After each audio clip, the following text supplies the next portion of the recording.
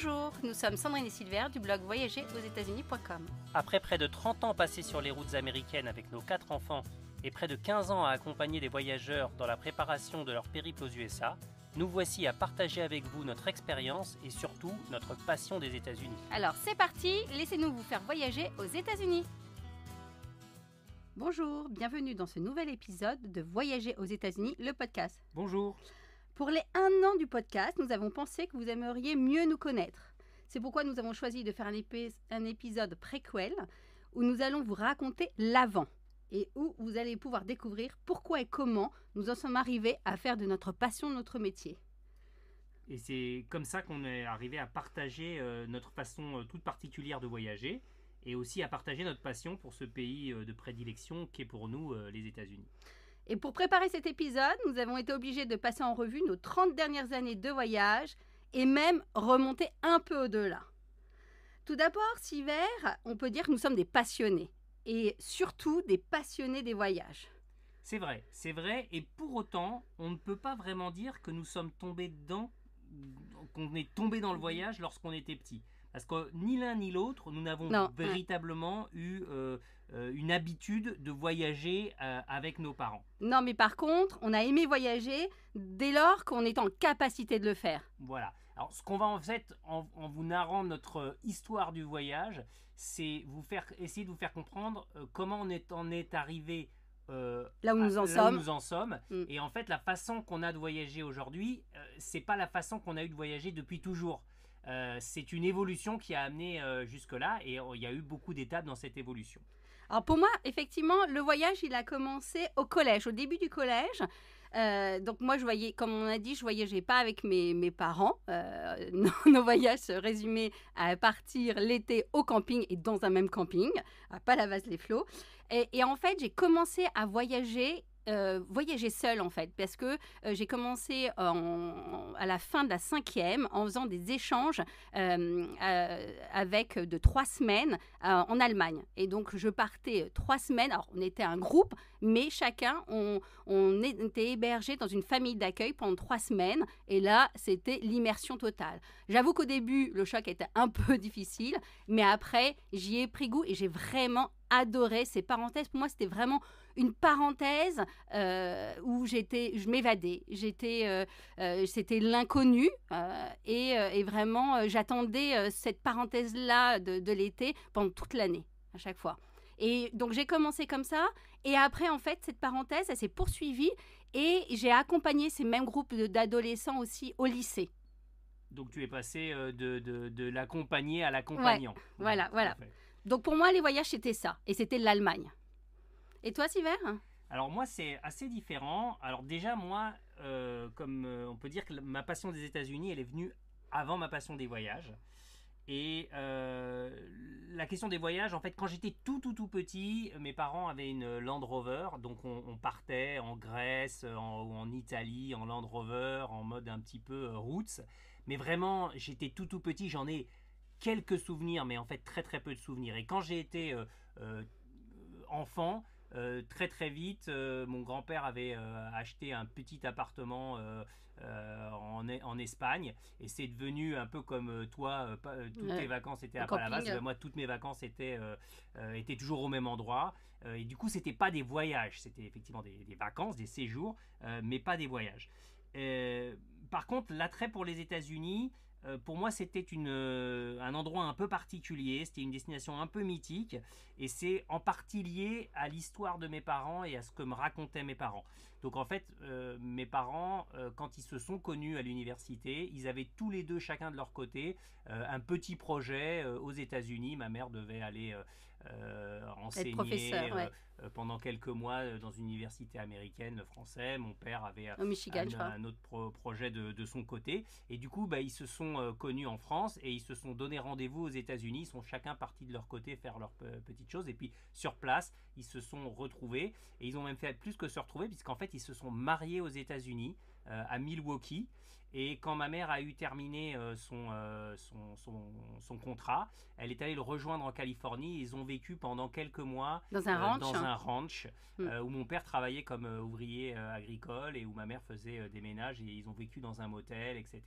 Puis après, ils ont décidé de rentrer en France. Donc, ils ont une parenthèse de presque un an aux États-Unis. Et du coup, moi, quand j'étais jeune, ils me parlaient de cela, de ce qu'ils avaient vécu, de ce pays, de la Californie, de toutes ces choses. Et du coup, moi, j'avais un a priori forcément très positif et de projection sur les États-Unis. Et puis, du coup, mes parents, alors qu'on ne voyageait pas, me parlaient toujours de un jour, il faudrait qu'on y voyage, etc. etc. Et ce jour, il a fini par venir. Quand j'étais au collège, je pense que c'était en classe de quatrième. Mon père a dit tiens, on va vous faire découvrir New York. Et du coup, on est parti en février. Pas la période la plus propice. Mais voilà, on est parti. C'était la première fois. Donc, on partait voilà, en voyage dans une destination lointaine qu'on ne connaissait pas. Et on est parti à New York. On a passé une dizaine de jours, je pense, à New York. Moi, ça m'a énormément marqué. J'en suis revenu avec... j'étais j'étais saisi par cette destination, par cette ville assez incroyable, etc. Et ça a contribué à donner encore de l'intérêt pour ce pays.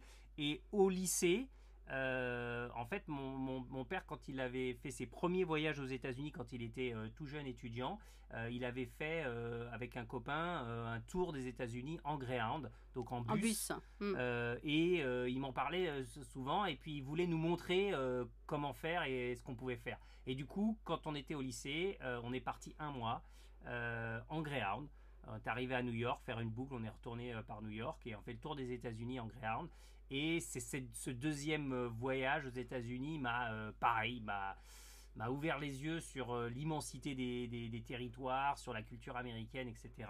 Et c'est ça qui m'a mis sur les rails. Faut dire que tu es aussi un féru d'histoire. Tu aimes bien aussi l'histoire. Alors, effectivement, et du coup, j'ai développé... L'histoire en général. Voilà, un intérêt particulier pour l'histoire des États-Unis, pour la culture américaine, pour la politique américaine. Et après coup, effectivement, au lycée, moi, j'achetais USA Today et le Herald Tribune pour lire la presse américaine. J'essayais de capter ma Bible. Tous les soirs, je disais, c'était les Américains de Caspic, et probablement l'historien des États-Unis et qui était le plus réputé, etc. Et voilà, c'est forgé quelque chose comme ça, et j'avais qu'une envie, c'était d'y retourner. Et il faut dire que c'est à ce moment-là que je t'ai rencontré. Exactement. Parce qu'effectivement, on s'est rencontrés en classe de terminale, au lycée. Au lycée. Et effectivement, genre, t'avais pas la Bible à la main, enfin le livre, mais par contre, tu avais déjà le t-shirt avec le drapeau américain, que tu as toujours, je crois même, avec fortement délavé. Alors, et il faut dire qu'il y a quelque chose, donc nous, on s'est rencontrés en terminale, tous les deux, on a été élus délégués, et vraiment, devinez quoi, la première chose que l'on ait faite, c'est en fait organiser un voyage pour la classe. Alors là, pour le coup, pas aux États-Unis, mais à Amsterdam. En fait, ce qui s'était passé, c'était que beaucoup de classes avaient des professeurs qui organisaient des voyages, etc. Et puis alors nous, notre classe, il n'y avait rien du tout de prévu, etc. Et des gens râlaient en disant pourquoi nous ne partons pas en voyage, etc. Je dis écoute, si on doit partir en voyage, il va falloir qu'on l'organise nous-mêmes. Et du coup, c'était retombé sur le dos des délégués. Et ça nous a plu, cette idée d'organisation, etc. Non, mais il fallait vraiment le préparer. Regardez, estimer le coût budgétaire, le vendre aux élèves et aussi à l'administration, parce que c'était pas gagné d'avance. Et après, toute l'organisation, effectivement, sur place, la réservation. Les logements, prévoir les sorties, etc. Sachant qu'à l'époque, il n'y avait pas Internet. Par contre, on avait le fax. Ouais, on utilisait le fax de ma mère pour envoyer des fax à des auberges de jeunesse, etc. Et donc, on a eu cette... sans savoir ce que ça allait donner des années plus tard, mais on s'est retrouvés dans notre premier projet commun, alors qu'on venait à peine de se rencontrer, sur la préparation d'un voyage pour nous, mais aussi, surtout, pour les autres.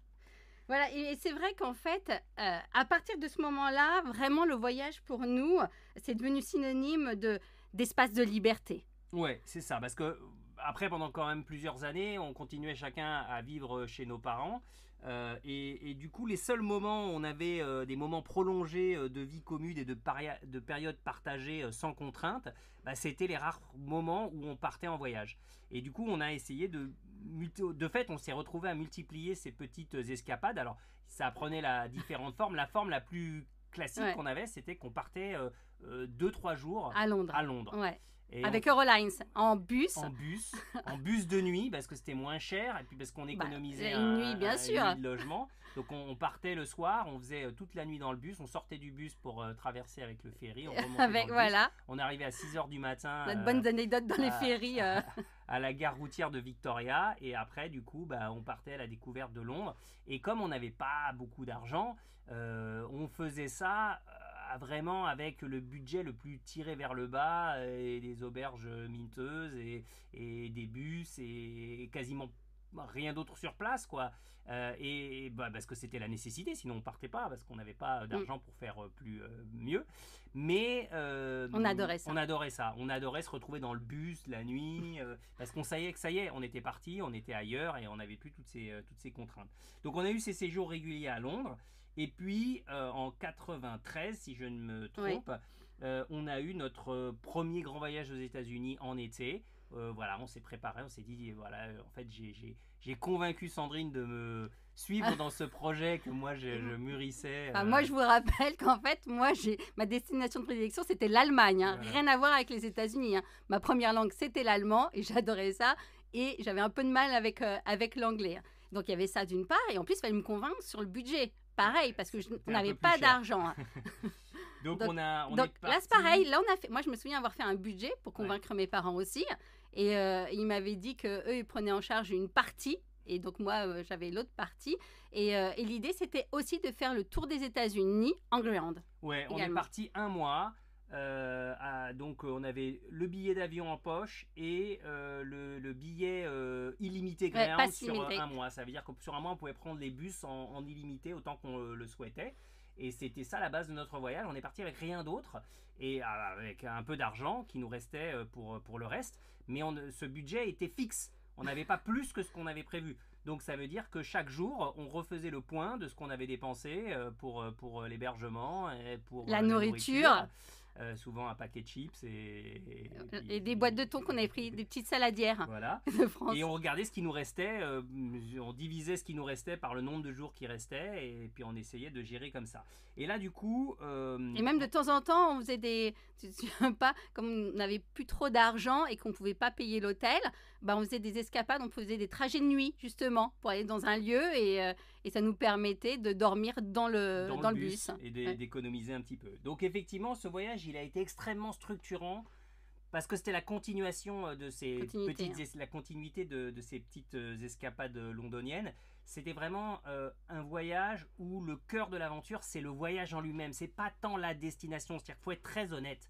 On a retrouvé des vidéos parce qu'en fait on avait emmené une petite caméra vidéo que j'avais empruntée à récupérer de mon grand-père et on s'est filmé sur une partie du voyage. Je dis une partie seulement parce qu'en fait on s'est fait voler cette caméra, on l'avait laissée dans un sac je sais plus où et du coup mais on avait gardé certaines cassettes. Alors elles ont plus ou moins disparu, elles avaient été digitalisées à un moment donné. On a retrouvé ces films il n'y a pas très longtemps. Bien jeunes. On était super jeunes déjà, mais surtout en fait on voit que ce qu'on filmait c'est ce qu'on vivait et ce qu'on vivait c'est pas les destinations, c'est-à-dire qu'on ne voit pas des images de tous les endroits connus des États-Unis. Non, c'est nous qui voyageons. Dans le bus, nous dans la ville en train de chercher un hôtel, nous à ces différents et le rythme était vraiment lent quand même. Hein.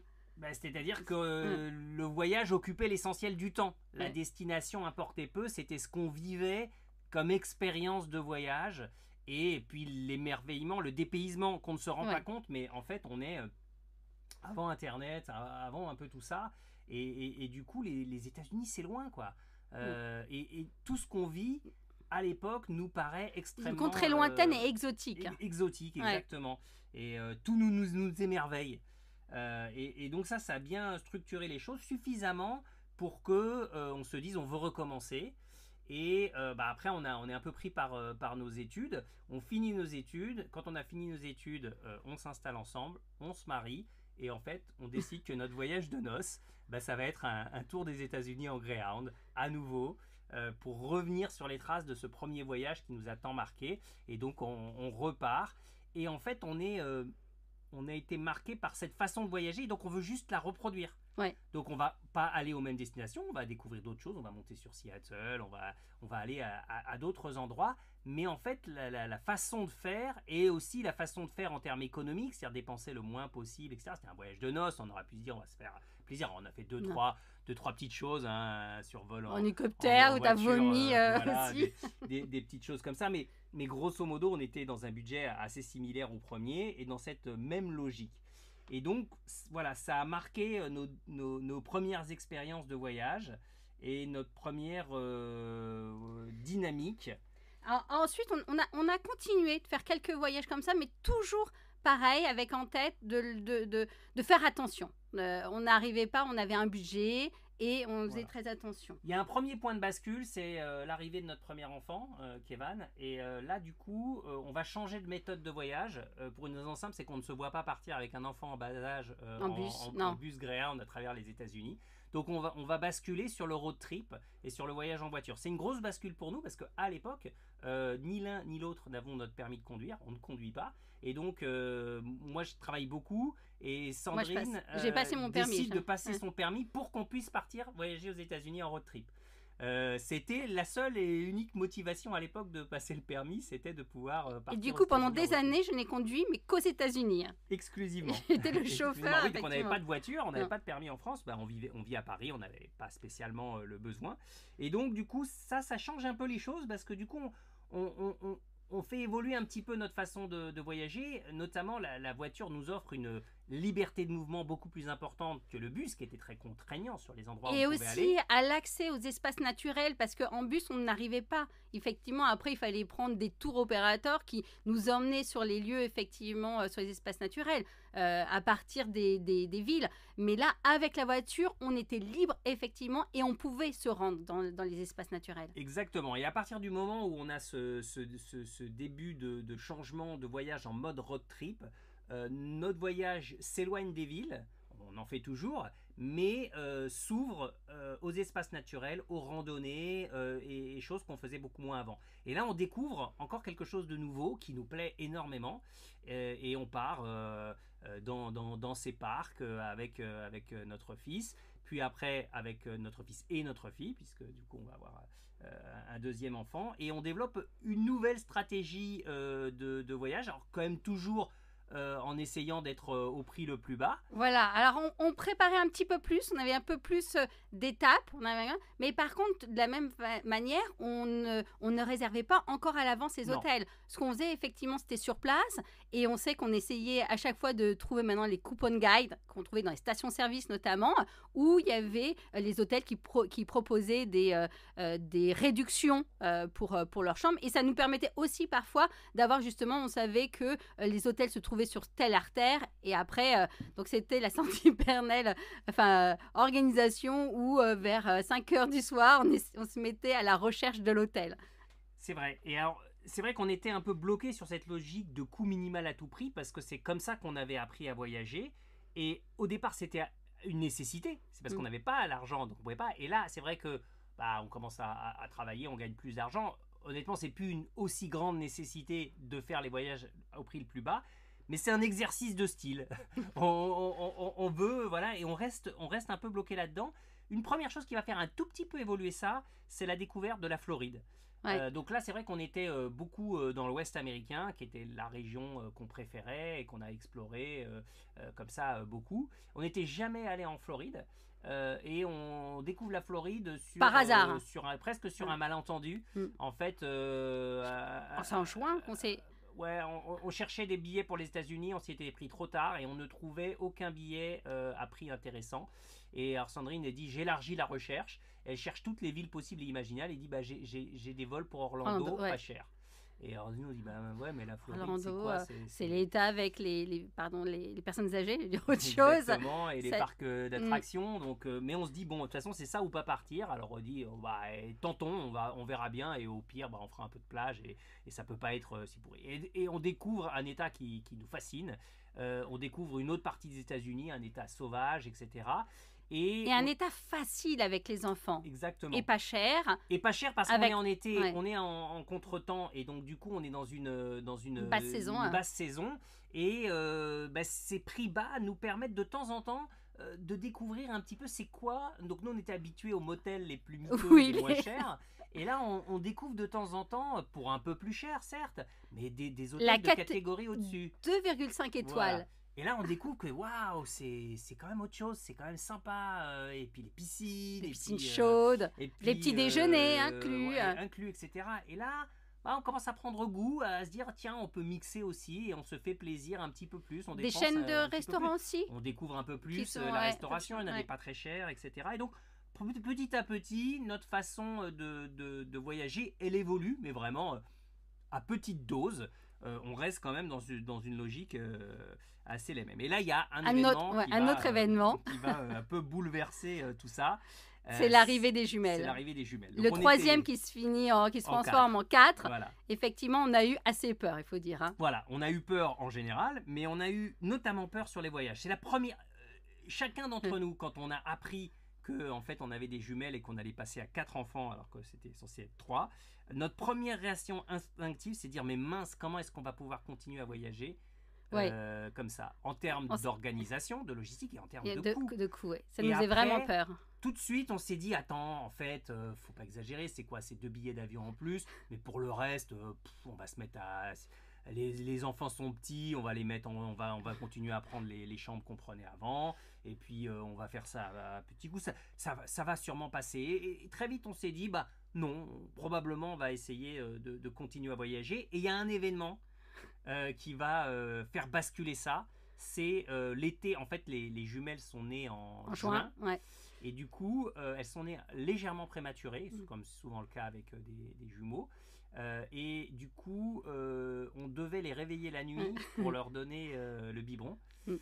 Et on a passé un été extrêmement pénible parce que 2 petits-enfants en bas âge... Plus les 2 grands. Grands, ils avaient 7 et 5 ans. 5 ans. Donc tout ça à gérer, les couches x2, les biberons la nuit x2... malgré l'aide des grands-parents en fait, parce qu'on était allé au camping et après à Nice. On était arrivé fin août et on s'est dit on a passé un été terrible, les vacances sont terminées, on va reprendre le travail et ce sera pas mieux. Ça va être encore pas mieux mais peut-être probablement pire. Et on n'a aucune perspective et ça va être ça notre vie sur les prochains mois ou les prochaines années, c'est terrible. Et on s'est dit il faut qu'on ait une perspective de voyage. C'est pas possible autrement, on va pas tenir psychologiquement si on n'a pas une perspective de voyage. On s'est dit quel est le plus tôt. On a réfléchi un petit peu, on était déjà parti avec Kevin très très jeune et qui arrive aussi. C'est ça qu'on a regardé, on est parti au même âge avec Kevin. On s'est dit 8 mois ça passe, c'est les vacances de Pâques, les grands seront en vacances, vacances de Pâques, on part aux États-Unis. On trouve des billets pour Las Vegas, on se dit on va faire un road trip dans l'Ouest américain sur 15 jours. On sait pas comment, mais on fait ça. On prend en septembre des billets pour avril, pour nous 6. Et là, on terminait bien les vacances. Là, on était contents de nos vacances. Voilà, on a une perspective. Et donc arrive enfin ce voyage. On a déjà peut-être évoqué la chose dans d'autres podcasts. On part aux États-Unis. Le voyage se passe correctement. C'est pas simple avec 4 enfants. Tu veux dire le transport, l'avion avec 2 enfants sur les genoux, etc. Parce qu'évidemment, ils n'avaient pas de place à 8 mois. Moi, je mettrais des petits guillemets pour dire ça se passe correctement. Et on arrive à Las Vegas et on avait prévu, je pense, 3 nuits. Ouais.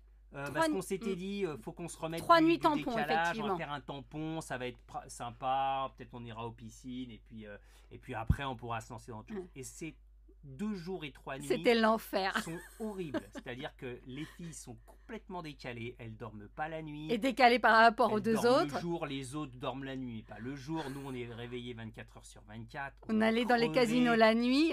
On savait plus quoi faire. On s'est dit, mais c'est pas possible. On a fait la plus grosse erreur de notre vie. Donc quoi, on s'est engagé. On parle du voyage, pas des jumelles. Oui, bien sûr. Et après, on se dit, écoute, perdu pour perdu. De toute façon, on avait prévu de partir en road trip. On part en road trip. On prend la voiture. Tant pis. Et on cherche tout le monde. On est allé vers Sedona, et on part.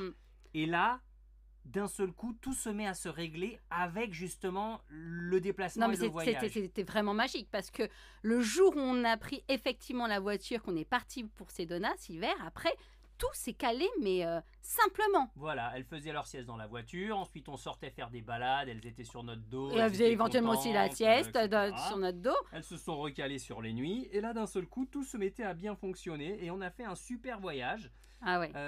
On est revenu enchanté, tellement enchanté qu'on s'est dit on repart cet été, quoi, direct. Et du coup, on est reparti cette fois-ci pour la Floride. New York plus Floride avec des cousins qu'on a amenés avec nous et puis ça s'est enchaîné, c'était parfait. Et du coup, effectivement, ça c'était le début de vacances effectivement familiales aux États-Unis et on adorait. C'est-à-dire, alors si bien que souvent on avait peur de la question de nos amis à chaque fois, vous partez où cet été? Et on n'osait pas dire les États-Unis. Mais bon, de fait, on est parti à chaque fois après aux États-Unis. Donc on s'est mis à repartir. On s'est mis aussi à repartir un peu plus longtemps à chaque fois. C'est-à-dire on est passé de 2 semaines et demie à 3 semaines, 3 semaines, 3 semaines et demie à 4 semaines. Donc on étendait toujours un peu plus. Parce que c'est simple là-bas. Hein. Exactement, parce que c'était, on était dans une bonne dynamique. Et du coup, c'est posé quand même la question du coût. Parce qu'à chaque fois, on avait... c'est des voyages quand même onéreux, même si on fait très attention. Et est arrivé le moment où on est parti avec des amis, effectivement, qui avaient des enfants du même âge. Oui, ils avaient 3 enfants qui allaient au même âge que les nôtres. Donc, c'était, tous les enfants se connaissent parce qu'ils étaient dans la même classe. Et du coup, c'était pratique pour les enfants. Et on est partis ensemble. Et là, effectivement, se posait la question du coût. Et eux avaient une expérience que nous, on n'avait pas, qui était de camper. Ouais. Camper quoi, camper comme aux États-Unis, pas camper comme dans les mobilhomes, ou une caravane. Et du coup, on s'est dit tiens, c'est vrai que dans ces parcs naturels, il y a des campings. Si on veut faire baisser le coût, tentons l'expérience. Et du coup, on est parti, on a campé pendant plusieurs années sur plusieurs voyages, et ça nous a énormément plu. Au début, on l'a fait pour le prix. Et après, on a continué à le faire parce que l'expérience était magique. Et là, on s'est mis encore à faire évoluer notre façon de voyager parce que là, on s'est mis à préparer. Parce que là, on partait à beaucoup. Il y avait la question des campings. Les campings, fallait mieux les réserver à l'avance.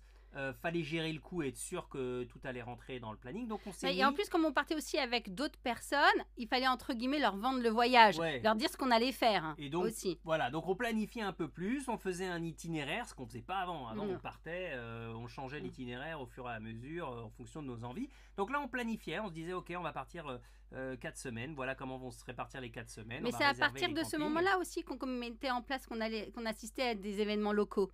Et du coup, comme il y a des événements locaux, effectivement, des Demolition Derby, des County Fair et autres, c'est vrai que ça structure après le voyage. Et donc, c'est pour ça aussi qu'on a continué à planifier cet hiver. Exactement. Et donc, du coup, on passe à un mode de voyage avec une préparation chaque fois toujours plus fine des séjours, moins improvisés, mais où du coup, les séjours sont beaucoup plus riches que ce qu'on faisait au début. C'est-à-dire qu'on s'aperçoit que plus on planifie, plus on arrive à faire de choses et plus on arrive à découvrir de choses. Et ça nous plaît de plus en plus, en fait, cette découverte sans cesse renouvelée de nouvelles choses dans ces espaces qu'on est censé connaître, nous plaît et nous invite à repartir à chaque fois. En plus, en fait, plus on va aux États-Unis à cette période-là, plus on a l'impression qu'on ne connaît pas les États-Unis. Non, t'as pas eu cette impression-là? Si, effectivement. En fait, quand on se met à préparer, on s'aperçoit que les acquis qu'on a, qui est... qu'on connaît et qui nous semble suffisant, en réalité, c'est bien peu de choses parmi toutes les possibilités. Et c'est à ce moment-là aussi que, plus en plus, on rencontre sur les parcours d'autres Français, et notamment dans les petits déjeuners, dans la salle de petits déjeuners. Et là, à chaque fois, on est vraiment surpris parce que quand ils nous racontent leur périple, ils n'ont pas des étincelles plein les yeux. Ils sont contents, ils font les choses, mais vraiment, ils ne sont pas enthousiastes. Leur galère, en fait. Ouais.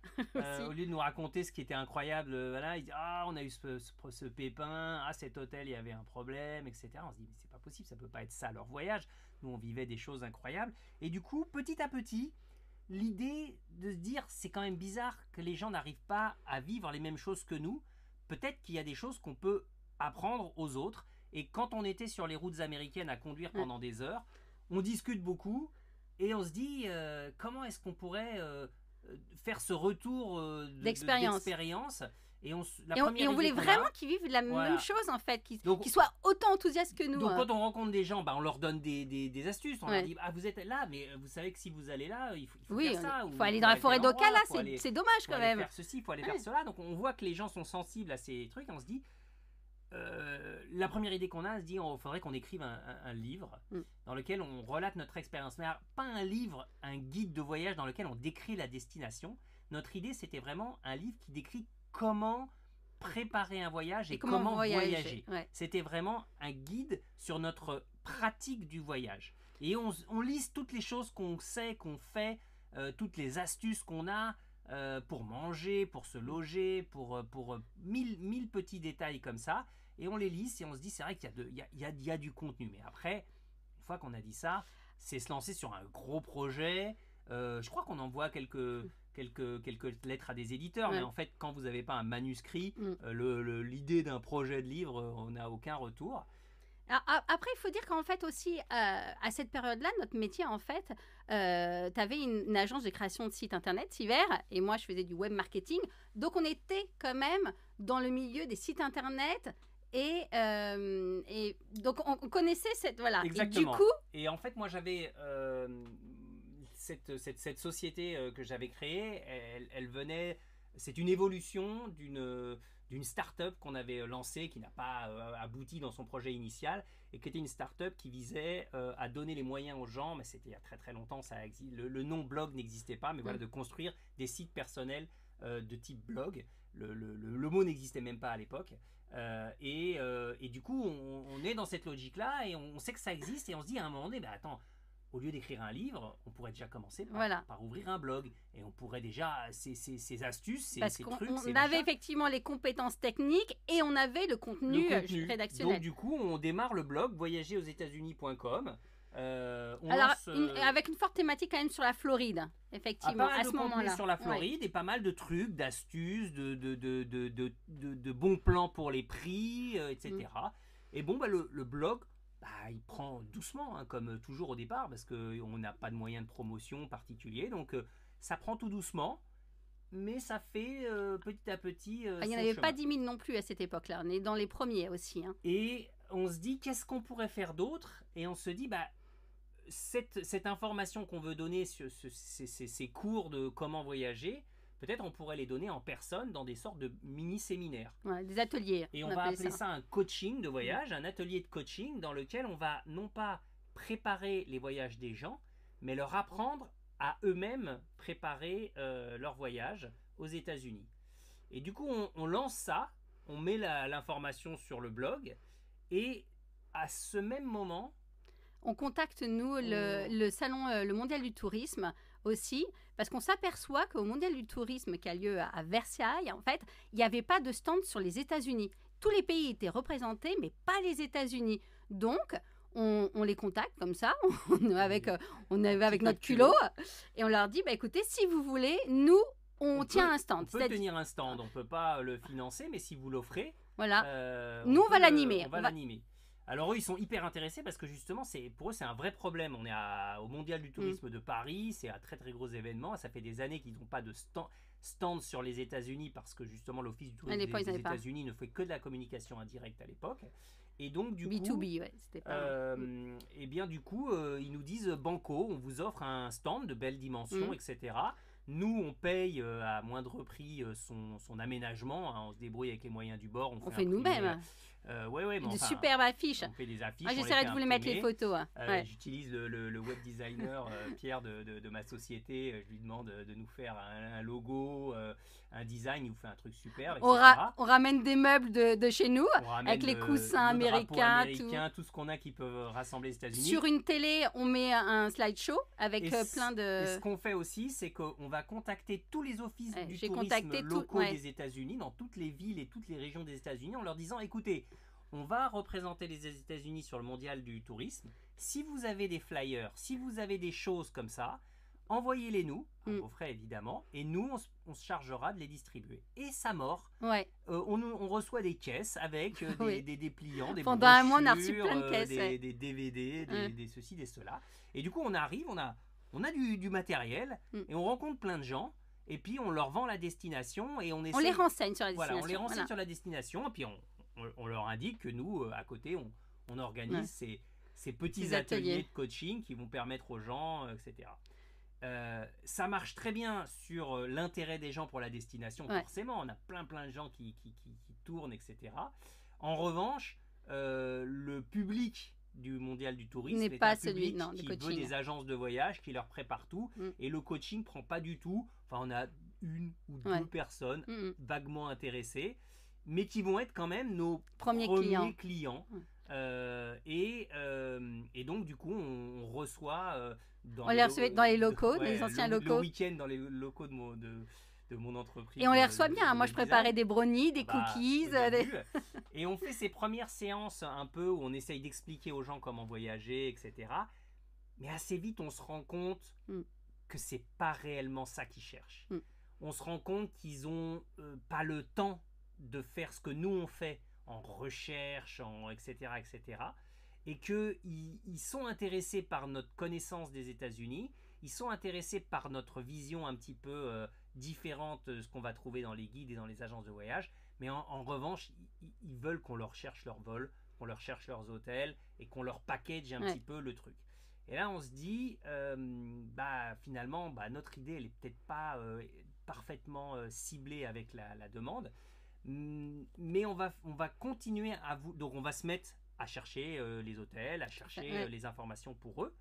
Par contre, ce qu'on voulait mettre en amont dans le coaching, à leur expliquer comment faire, on va leur donner l'information en aval à la fin de la prestation dans le carnet de route. C'est qu'au départ, on fournissait un carnet de route qui était extrêmement succinct, qui reprenait vaguement les informations sur les destinations où ils allaient aller. Et au fur et à mesure, on s'est dit, on va incorporer dans ce carnet de route tout ce qui fait la patte de notre façon de voyager, et tout de trucs et astuces qu'on voulait leur enseigner, on va le mettre dans le carnet de route. Et alors là, le carnet de route, année après année, va commencer à enfler en taille, en contenu, mais aussi en intérêt.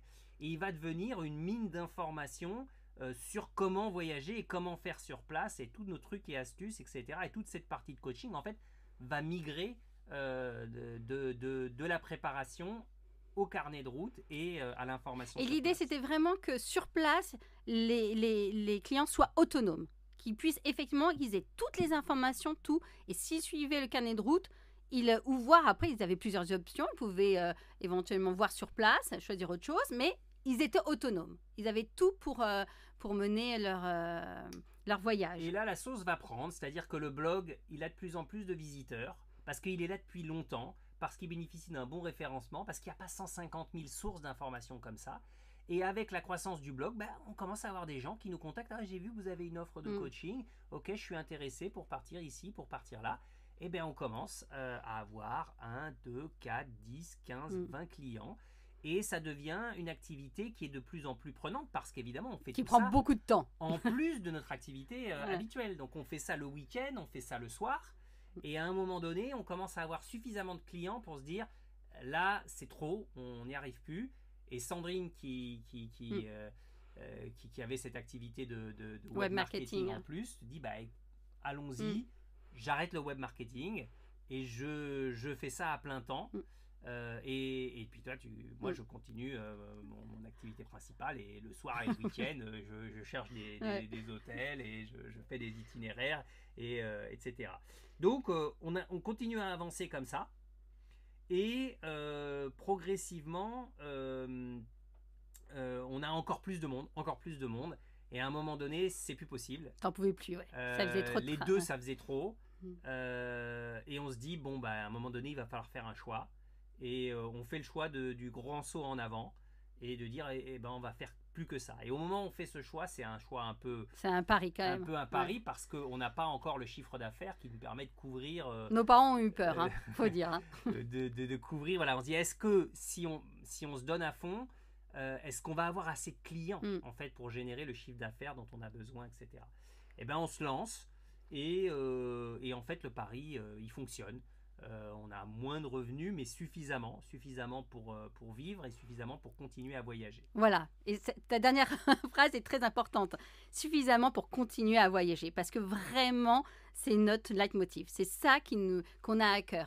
Et alors, et du coup, avec cette nouvelle activité, on a encore plus envie de voyager et on modifie aussi notre manière de voyager parce que avant c'était pour le plaisir, mais là, c'est vraiment aussi pour notre activité.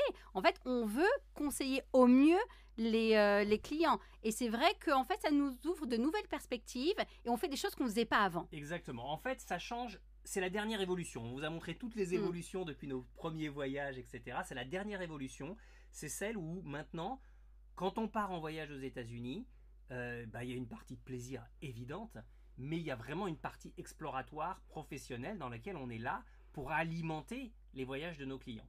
Et en faisant ça, alors ça nous débloque pas mal de choses. D'abord, ça nous a débloqué un budget spécifique aux activités qu'on n'avait pas avant. On se dit, on peut plus essayer de voyager que à l'économie. Alors, on doit faire des économies. On essaye toujours de voyager pour le moins cher possible parce que sinon on ne pourrait pas et pour pas partir aussi longtemps, etc. Mais on se dit, c'est normal de tester. C'est normal de faire cette attraction à $40 par personne. Parce qu'à un moment donné, il faut qu'on la conseille et on se rend compte que quand on conseille des choses qu'on n'a pas fait, c'est pas pareil. Non. Donc du coup, on se donne le droit de partir, de dépenser plus. Et aussi et surtout, on se dit maintenant que c'est notre métier, on peut partir aussi longtemps qu'on le souhaite. On a plus cette contrainte qui était alors déjà une contrainte de travail, c'est-à-dire que moi j'avais un associé, quand je partais un peu longtemps, lui il partait pas aussi longtemps, c'était compliqué par rapport aux autres. Quand on annonce qu'on part 4 semaines, 6 semaines, une année on est parti 9 semaines en été, évidemment ça soulève tout plein de questions. Ça c'était après les 9 semaines. Oui bien sûr, mais quand c'est notre métier, notre métier c'est de faire voyager les gens, c'est normal, c'est logique. Et du coup nous ça nous fait sauter cette limitation et puis du coup on va partir de plus en plus longtemps, faire de plus en plus de choses et c'est vraiment la dernière modification. Et dans ces années-là, on va ça fait 30 ans. Là, maintenant, ça fait 30 ans qu'on voyage aux États-Unis. C'est vraiment dans les 10 dernières années qu'on a découvert une majorité des choses qu'on fait aujourd'hui découvrir à nos clients, en fait. C'est vraiment logarithmique, la pente de découverte. Et ce qui nous fait dire qu'en fait, qu'on n'a pas encore tout découvert. Exactement. Parce que c'est pas possible. Alors là, on voit donc qu'on a une montée en puissance jusqu'en 2019. Et là, arrive le Covid, Silver. Exactement. Alors là, c'est le coup d'arrêt direct. Au début, on se dit, un peu comme tout le monde, c'est un été de perdu. Une petite parenthèse. C'est une petite parenthèse, mais en fait, non, ça dure. On comprend pas pourquoi ça dure. Pour nous, c'est très difficile, c'est très difficile financièrement. Et puis surtout, en fait, la grosse difficulté, c'est l'absence de visibilité. On ne sait pas combien de temps ça va durer. On ne sait pas à quoi va ressembler le paysage des voyages. Après, y aura-t-il même un après ? À l'époque, ça devient de plus en plus fou. Et après, l'autre question, c'est les gens disent vous allez faire autre chose et après vous reviendrez. Mais c'est juste impossible parce que nous, en fait, notre notoriété, on l'a créée petit à petit. La visibilité sur Internet, elle s'est créée, elle est difficile à avoir. Et là, si on arrêtait, on pourrait pas. Après, on n'est que deux, on n'arriverait pas à zéro. Et c'est vrai que ça, les gens avaient du mal à comprendre le degré d'investissement qu'on avait mis dans cette entreprise. Ça faisait des années et des années qu'on construisait une visibilité sur Internet, qu'on construisait et tout ça que tous les deux. Et qu'on construisait une expertise. Et on commençait à peine à en profiter, à faire que ça fonctionne.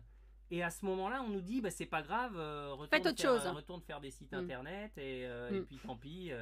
Et nous, on se dit, mais c'est pas possible, on peut pas. C'est 10 ans de travail et on le met tout à la poubelle. C'est juste pas possible. Donc on s'est dit, tant pis, on fait le dos rond. On a puisé dans nos économies et on s'est dit on va travailler sur les contenus. Et on va attendre que ça passe et en attendant travailler sur les contenus, faire des carnets de route en plus. Et, c'est là qu'on a contacté effectivement l'éditeur pour faire le dictionnaire insolite. Notre nouveau livre. Voilà. Et on attend que ça passe. Ça met 2 ans à passer. C'est très très très très long. 2-3 ans. Et ça redémarre doucement derrière. Mais en fait... mais le Covid a eu un autre effet quand même pour nous. Alors, effectivement. Donc, en termes en termes financiers, ça a été très dur parce que je pense que cette année 2025 sera peut-être la première année où on revient au chiffre d'affaires de 2019. Donc vous voyez la perte que ça représente même dans la durée. Donc ça a eu un impact.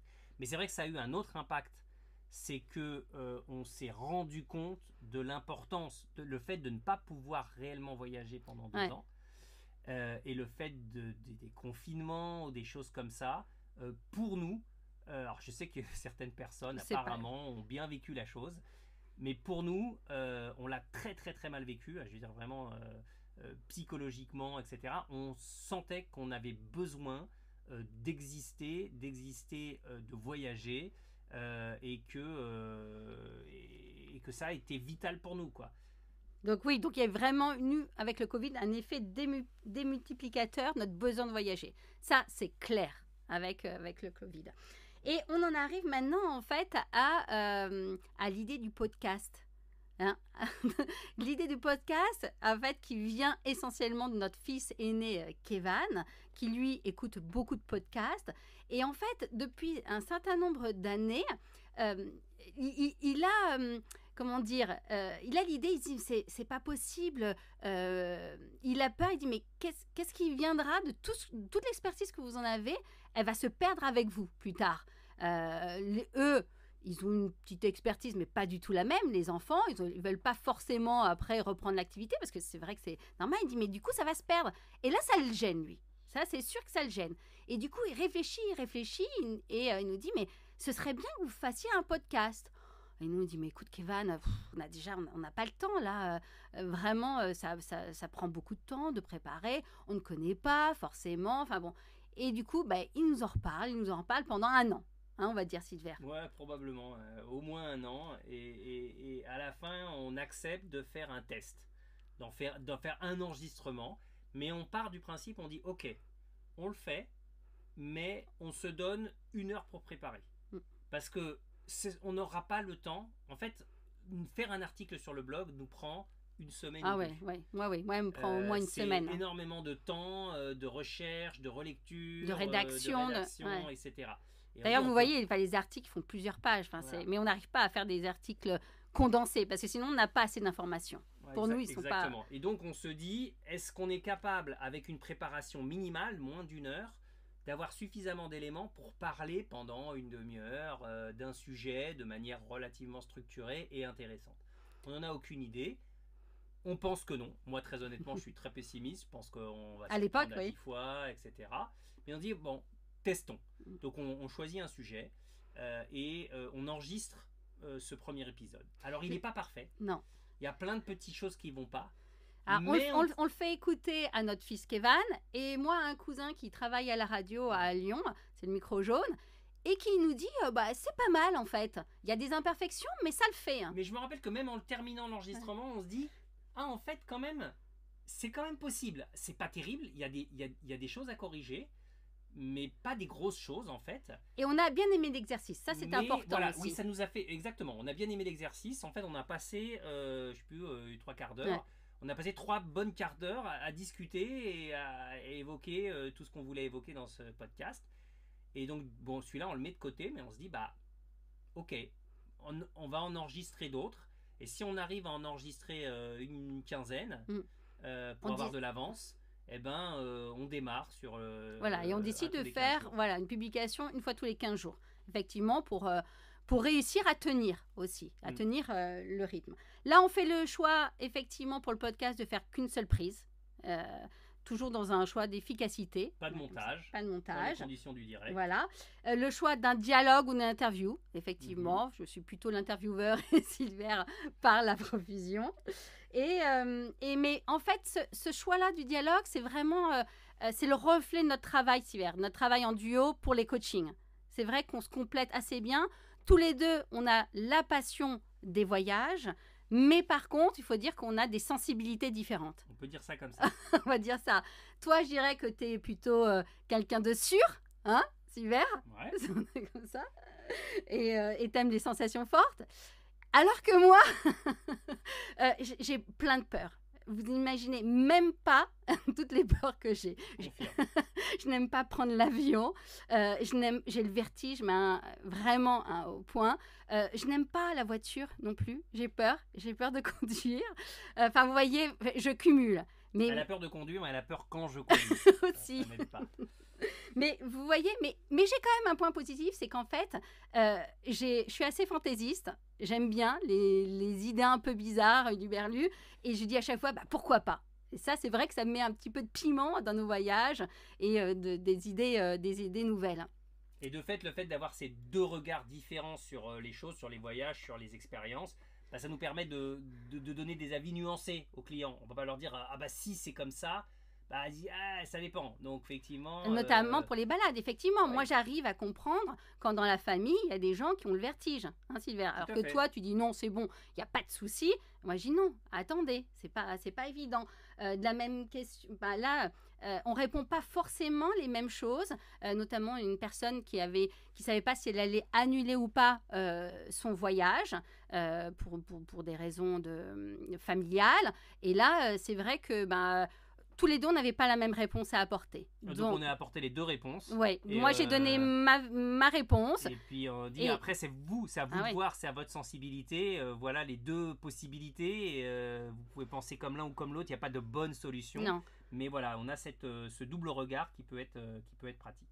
Après, ce qu'on peut voir, Sylvain, on peut reprendre des moments marquants en fait de nos 15 années de coaching. Il y a des choses qui nous ont plus marqué que d'autres. Moi, j'avoue que c'était une des premières clientes de coaching. C'était une mère célibataire qui voulait partir en Floride avec ses 2 enfants et qui nous avait contacté 2 ans à l'avance parce qu'elle voulait connaître le budget nécessaire pour partir. Eh bien, elle a mis l'argent de côté pendant ces 2 ans. Et puis, elle était aussi assez terrifiée de partir avec ses enfants. Ouais. Est-ce qu'elle allait réussir ceci? Est-ce qu'elle allait réussir cela? Parler anglais, enfin, c'était vraiment pas évident. Et du coup, elle a mis l'argent de côté, on lui a préparé le voyage et elle, toute seule, elle est partie avec ses deux garçons. Je crois que c'était 3 semaines ou 2 ou 3 semaines en Floride et elle est revenue, mais elle était enchantée elle était enchantée de son voyage d'une part, mais surtout elle était fière d'elle. Et ça, moi, ça m'a vraiment beaucoup, beaucoup touchée. C'est vrai que c'est très important parce que on voit que quand les gens leur donnent les choses pour qu'ils soient autonomes, après, souvent, ils sont vraiment fiers. Parce que c'est eux qui font le voyage. C'est pas et qui surplacent comme ça. Moi, je me rappelle d'un autre client qui m'avait beaucoup touché. C'était un père qui voulait partir aux États-Unis avec sa fille. Elle était à l'université, sa fille. Ouais, après le décès de son épouse d'une longue maladie. Et ils avaient besoin d'un break. Il avait vraiment besoin de quelque chose pour se ressourcer, pour savoir où il en était. Et il s'en était ouvert directement à nous sur la préparation de son voyage. Et donc on avait pris tout ça en compte pour préparer un moment à eux, tous les deux. Et du coup il avait fait ce voyage, un quasi voyage initiatique pour se ressourcer. Et à son retour, il était revenu et il nous avait fait part de tout ce que ce voyage lui avait apporté, encore plus que ce qu'il imaginait. Et de tout ce qu'il avait pu ressentir, du calme, de la paix qu'il avait eu à contempler, certains paysages de l'Ouest américain qui pour nous nous évoquent exactement la même chose, et les endroits exacts qu'il nous racontait et les émotions qu'il y avait trouvées, ça nous a beaucoup touchés. Oui, je m'en souviens aussi, c'était touchant. Il y a aussi une famille, alors là pour le coup c'est pas la même chose, c'est une famille particulièrement aisée, vraiment très très aisée, qui avait fait appel à nous. On avait eu un petit peu peur, on s'est dit voilà, est-ce que ça va aller, parce que nous on est un petit peu roots comme ça. Et en fait ils nous recontactaient pour un deuxième voyage à la demande de leurs enfants. Des années après en fait, ils sont venus et on les avait un peu poussés en dehors de leur zone de confort, parce que c'est ce qu'on fait avec tout le monde, mais eux c'était probablement plus éloigné que d'autres. Et du coup, après, ils nous avaient dit que ça s'était bien passé, donc on était contents. Mais quelques années plus tard, ils reviennent vers nous et ils nous disent c'est les enfants qui ont demandé à ce qu'on reparte avec Sylvia Sandrine, parce qu'en fait, ça les changeait tellement des vacances probablement dans des beaux hôtels, mais plus statiques, etc., qu'ils avaient envie de se retrouver à nouveau dans une cabane perdue au fin fond et de vivre des choses ensemble, et de vivre des expériences, de faire un feu de camp ensemble en famille, etc., etc.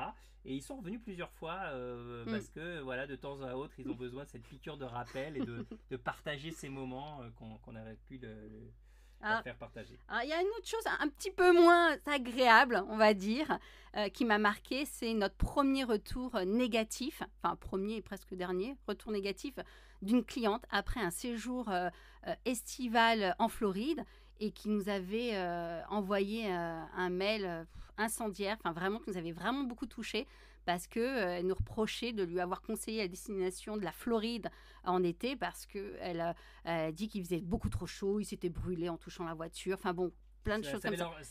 Ça leur avait gâché leurs vacances. Ouais. Et on se sentait responsable, mais dans le même temps, on se disait... On a envoyé plein d'autres personnes. Voilà, la même année, on a eu plein d'autres gens qui sont partis en Floride, et nous-mêmes, on part en Floride l'été, donc ça n'avait pas collé, et on lui en avait fait part. On était vraiment désolés que ça n'ait pas marché, mais... Et c'est vrai que c'est resté pendant des années comme un peu la c'est tâche. Notre échec. On reçoit des commentaires positifs de la plupart des clients qui partent avec nous et qui reviennent enthousiastes, et ça nous voilà, c'est pour ça qu'on fait ce métier. Et c'est vrai qu'on avait cette tâche, ce truc qui n'avait pas fonctionné, qu'on n'avait pas réussi, et ça nous voilà, ça nous avait fait quelque chose. Et il se trouve que, mais vraiment c'est des années après, peut-être 5 ou 6 ans plus tard, on envoie une newsletter et on reçoit un email de cette même personne qui donc avait continué à recevoir les newsletters. Ouais, et c'était pas des abonnés. C'était pas des abonnés. Non. Et elle nous dit qu'elle a reçu la dernière newsletter et que c'est toujours sympa d'avoir des nouvelles, des voyages qu'on fait, etc. Mais surtout qu'elle voulait nous dire que c'est vrai qu'elle avait fait un certain retour en revenant du voyage. Qu'elle avait été un peu dure, nous a dit. Des choses qui s'étaient passées, qui ne s'étaient pas forcément parfaitement passées. Mais elle a eu cette incroyable honnêteté de nous recontacter pour nous dire que rétrospectivement, des années après, c'est parmi les plus beaux souvenirs de voyage de sa vie. Et ça nous a vraiment beaucoup ça touché, nous a touché, oui.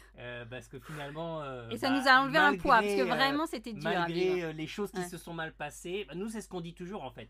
Quand il y a des choses qui se passent mal, il faut passer à travers, parce qu'il y a forcément... De toute façon, il y en a, c'est des voyages, il y en a tout le temps. Et c'est vrai que si on n'est pas capable de passer à travers, ça peut nous gâcher. Et en fait, là, in fine, ça ne lui avait pas gâché, parce que les bons souvenirs sont remontés à la surface au fur et à mesure que finalement, les désagréments se sont esquivés dans son esprit. Donc ça, c'était sympa. Après, il y a tous nos clients qu'on a pu croiser lors des voyages, cet hiver. Ouais. Soit à la piscine d'un hôtel, soit dans un fast-food, ou après, on a pris un verre quelque part. On a partagé des randonnées, des pique-niques, un feu de camp à Goblin Valley avec une famille.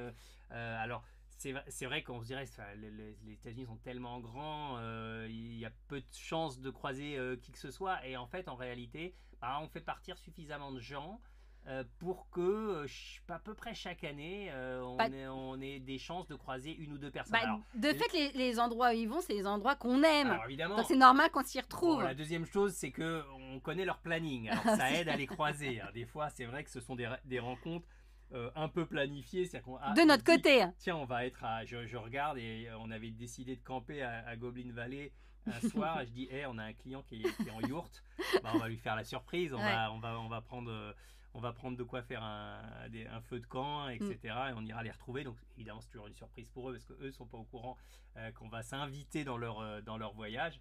Généralement, ils le prennent toujours très très bien, parce qu'ils nous voient de loin par visio, mais voilà, et de nous retrouver pendant leur voyage en vrai, ça fonctionne toujours bien. Tu te souviens des couples, c'était deux familles d'amis qui étaient en Floride et qui nous avaient reconnus à la piscine de l'hôtel. Je pense que là, nous, on avait oublié. Ouais. Et c'est eux. Deux fois, on a eu une rencontre à un hôtel en Floride. Une fois, effectivement, c'est deux couples, effectivement, deux familles qui partaient ensemble. Et puis, ils nous croisent dans le hall. Il y a une famille qui va voir l'autre famille, ils disent, c'est pas possible, je crois que j'ai vu Cendrillon Silver, c'est pas possible. Et puis ils reviennent à deux et puis ils nous interpellent, et effectivement c'est bien eux. une fois, là, encore plus improbable, à Las Vegas, dans un restaurant. Oui, pour un petit déjeuner. Pas un petit déjeuner. Si, Non, c'était Ed. On prenait le petit déjeuner, je crois. Enfin, on était dans un restaurant. Et là, il y a quelqu'un qui vient me voir, il dit, excusez-moi, est-ce que vous êtes bien Sandrine et Silver oui, je dis, oui, on est la famille. Ah, mais oui, etc. Et ils étaient épatés de nous trouver là, et puis épatés qu'on mange dans les mêmes endroits qu'on conseille. Évidemment, si on les conseille, c'est qu'on y mange. Et puis, voilà, des fois, c'est un hasard. Et une fois, c'était à la piscine d'un hôtel en Floride. Et là, c'est l'inverse, on est dans la piscine de l'hôtel. Et je vois une personne et je lui dis, c'est pas possible, je la connais, c'est pas possible, je la connais. Et alors, j'essaie de chercher dans les clients. Après, je dis, ok, je pense que c'est le truc. Et puis on s'approche et c'était bien. À chaque fois, c'est des rencontres qui sont très très sympas. J'avoue que je les apprécie beaucoup les rencontres, mais j'ai toujours un petit peu peur de me dire j'espère que leur voyage se passe bien. Oui. C'est toujours la petite appréhension, mais vraiment c'est très appréciable. Alors tout ça pour dire qu'aujourd'hui, le voyage occupe une place essentielle, on pourrait dire centrale dans notre vie. Ouais, en fait, nous pensons et nous vivons voyage. Et ça, c'est vraiment le cœur de notre vie. Et pour tout vous dire, on revient d'un court séjour à Hong Kong. À Hong Kong, effectivement, c'est pas les États-Unis, mais on est allé pour retrouver notre fille qui y passait un semestre d'études là-bas. Et alors, bien sûr, même si on n'y restait que 4 jours et demi, on n'a pas pu s'empêcher de le préparer autant que possible, comme un voyage aux États-Unis. Alors là, c'est la déformation professionnelle ultime. Vous ne pouvez pas imaginer la sensation qu'on a quand on doit partir quelque part et qu'on n'a pas préparé. Si on doit partir 2 jours à Rome et qu'on n'a pas préparé un carnet de route millimétré avec des trucs, etc., on a une angoisse qui nous prend et on nous dit, mais pourquoi ? Qu'est-ce qui se passe ? On va passer à côté, ça sert à rien, c'est n'importe quoi, etc. C'est bien fou. On peut passer 2 jours très bien à visiter, à déambuler au hasard, mais en fait, on a tellement maintenant investi dans cette préparation que c'est pour nous très important. Donc, pour Hong Kong, on n'avait pas beaucoup de temps sur place, on n'avait pas beaucoup de temps pour préparer, mais malgré tout, Sandrine m'a sorti une carte avec plein de points d'intérêt, comme d'hab. Donc, j'ai dû faire le tri, j'ai fait des petits itinéraires. On a adoré ce voyage à Hong Kong. On a découvert une ville vraiment incroyable, mais surtout on s'est surpris un nombre de fois incalculable à avoir cette déformation professionnelle qui là était complètement absurde. Oui, de temps en temps je dis, Silver, on valide là. On valide pour les clients, mais je dis, qu'est-ce qu'on valide on va pas emmener les clients ici. On n'envoie jamais personne ici. Ah oui, pardon, non, c'était bien, oui, c'était bien. Et puis de temps en temps on avait ces réflexions, on se dit, là c'est vraiment pas mal. Par contre, ça n'a pas été évident à expliquer aux gens comment faire. Je dis, mais oui, parce que les déplacements sont assez compliqués. Pas les déplacements, je veux dire, pour s'orienter dans la ville, en 3 dimensions, en fait, tout est sur plusieurs et du coup, c'était difficile parfois de trouver le chemin. On se reprend, on se dit, mais on n'a personne à expliquer quoi que ce soit. C'est pour nous. C'est pour nous. Okay, on n'enverra jamais personne là-bas. Où je me suis surpris une fois, on retourne dans un restaurant et puis j'ai envie de commander une chose parce que je sais ce que c'est et je sais que je vais aimer. Puis je regarde la carte, je dis, ce serait quand même bien de tester ça, parce que ça offrirait un angle de vue de plus pour nos clients. Je dis, mais il n'y a pas de clients, on va envoyer personne à Hong Kong. On ne peut pas s'empêcher quand on voyage de penser pas uniquement à ce qu'on vit, mais à ce que pourraient vivre d'autres personnes qui feraient ce voyage. Mais je trouve quand même, ces voyages hors des États-Unis restent vraiment intéressants, Silver. Tu es d'accord ? Parce qu'en fait, quand on voyage en dehors des États-Unis, on se met de la peau de nos clients qui ne connaissent pas le pays qui vont visiter. Et là, c'est vrai qu'on voit qu'il y a des questions qu'on ne se pose plus, nous, aux États-Unis, mais auxquelles nos clients vont être confrontés. Oui, c'est vrai quand on se retrouve dans un pays complètement exotique comme peut l'être pour nous Hong Kong, on se retrouve confronté à beaucoup de choses auxquelles sont confrontés nos clients et ça nous fait du bien de le savoir. Parce que, en fait, on dit que voyager pour nous, c'est sortir de sa zone de confort. Et il faut bien dire que quand on voyage aux États-Unis, aujourd'hui, au fil des années, pour nous, les États-Unis, c'est un peu notre zone de confort. Je suis parti il n'y a pas longtemps pour accompagner mes parents pendant justement, on est retourné retrouver le ranch où ils se sont connus, etc. Du coup, là, pour le coup, c'était pas du tout un voyage exploratoire. Et du coup, voilà, tout ce qu'on faisait, je savais ce qu'on allait faire. Et pour moi, j'étais chez moi, quoi.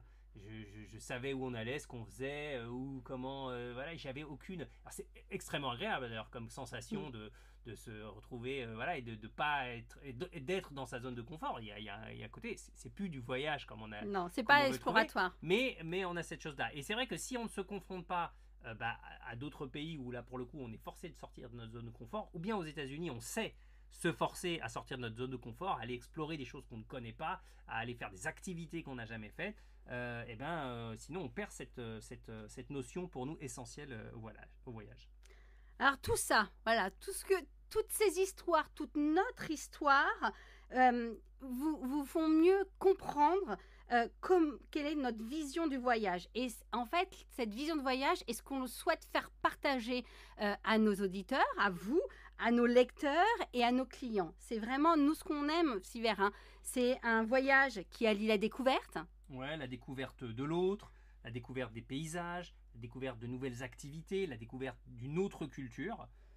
Mais surtout, effectivement, c'est sortir de sa zone de confort, comme on vient de le dire. Ça, c'est vraiment... C'est l'essence du voyage. Pour nous, c'est la définition du voyage, c'est se confronter à autre chose, c'est sortir de son quotidien, et c'est ça qui représente un certain effort, et c'est cet effort qui ensuite fait du bien, parce qu'on a fait cet effort et qu'on a un résultat derrière. Donc pour nous, voilà, voyager, c'est sortir de sa zone de confort. Voilà. Et en fait, donc, notre vision, vous pouvez l'appliquer à plein d'autres destinations, puisque c'est le voyage. Nous, on l'a appliqué essentiellement aux États-Unis, parce que leur culture nous fascine. C'est une bouffée d'oxygène à chaque fois qu'on y voyage. Les paysages sont vraiment époustouflants. Siver, c'est vraiment... Une nature sauvage exceptionnelle, une bouffée de liberté à chaque fois qu'on ressent quand on est dans ces endroits et dans ce pays. Et ça, que ce soit dans les déserts de l'Ouest américain, dans les rivières de Floride, et puis désormais dans la jungle sublime de l'archipel d'Hawaï, qui est notre nouvelle destination phare. Et donc c'est cette culture, ces espaces qu'on s'est donné pour mission de faire découvrir, en même temps qu'on essaye de faire découvrir notre vision particulière du voyage, qui est le fruit de cette longue histoire que nous venons de vous raconter. Et je pense qu'on pourrait conclure par une phrase de Steve Jobs, Siver. Oui, ça m'a fait penser à ça quand je terminais la préparation de ce podcast. Je me suis rappelé d'une phrase de Steve Jobs qui parlait lorsqu'il avait été invité pour recevoir un titre honorifique à l'université qu'il n'avait jamais terminé, puisque comme beaucoup de fondateurs de start-up, il a quitté l'université avant la fin. Ça, c'est notre histoire.